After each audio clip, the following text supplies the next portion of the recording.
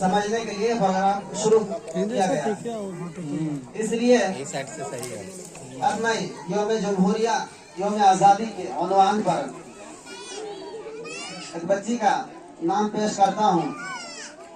निकहत वो आए और यौम जमहूरिया के मौजू पर तकरीर पेश फरमाए। निकहत वल्द मौलाना जमालुद्दीन।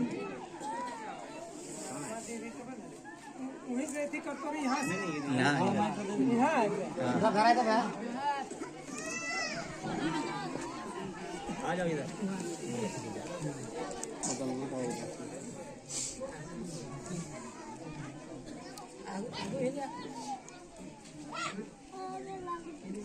बिस्मिल्लाहिर्रहमानिर्रहीम। काबिले कदर असातिज़ा कराम और मुअज़्ज़ज़ हाज़रीन, अस्सलामु अलैकुम व रहमतुल्लाहि व बरकातुहू। आज का यह तारीख साल दिन जिसको जश्न जमहूरियत के तौर पर हर साल पूरे मुल्क में मनाया जाता है, यह हम हिंदुस्तानियों के लिए कौमी त्योहार का दिन है। आज से तकरीबन 77 साल पहले 15 अगस्त 1947 को हमारा मुल्क अंग्रेजों के चंगुल से आज़ाद हुआ।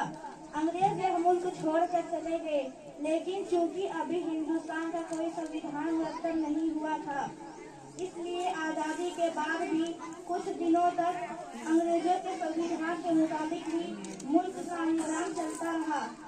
लेकिन जल्द ही उस वक्त हमारे जो अजीम कौमी रहनुमा थे, उन लोगों ने आपसी सलाह व मशवरे से डॉक्टर भीमराव अंबेडकर की क़यादत में एक कानून साज कमेटी बनाई और उस कमेटी ने 2 साल 11 महीने के इंतहाई कोशिशों के बाद कानून हिंद मुरतब किया और 26 जनवरी 1950 को इस मुल्क की इस कानून की एक कापी पार्लियामेंट कानून साज असेंबली और अदलिया को सौंप दी गई कि अब मुल्क का निजाम इसी संविधान के मुताबिक चलेगा।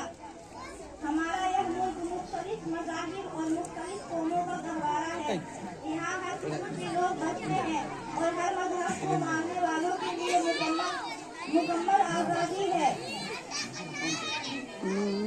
कि अब यानी हिंदुस्तान का कोई सरकारी संकट नहीं है, बल्कि इस मुल्क में हर मजहब को मानने वालों के लिए मुकम्मल आज़ादी है।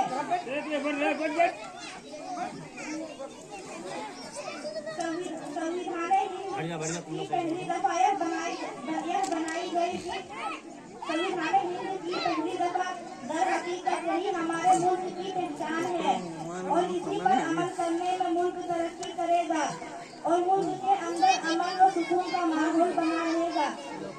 अल्लामा इकबाल के इस शेर के साथ मैं अपनी बात खत्म करती हूँ कि मजहब नहीं सिखाता आपस में भेद रखना, हिंदी है हम वतन है हिंदुस्तान हमारा, इल्लल बलाग इल्लल बलाग इल्लल बलाग। बस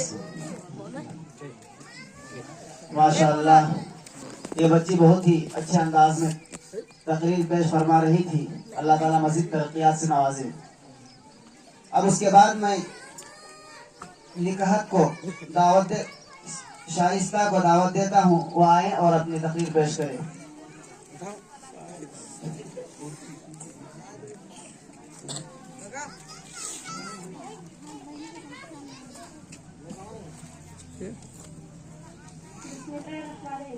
काबिले कद्र असातिज़ा कराम और मुअज़्ज़ज़ हाज़रीन, अस्सलामु अलैकुम व रहमतुल्लाहि व बरकातुहू। आज का तारीख साल दिन जिसको जश्न जमहूरियत के तौर पर हर साल पूरे मुल्क में मनाया जाता है, यह हम हिंदुस्तानियों के लिए कौमी त्योहार का दिन है। आज से तकरीबन 77 साल पहले 15 अगस्त 1947 को हमारा मुल्क अंग्रेजों के चंगुल से आज़ाद हुआ।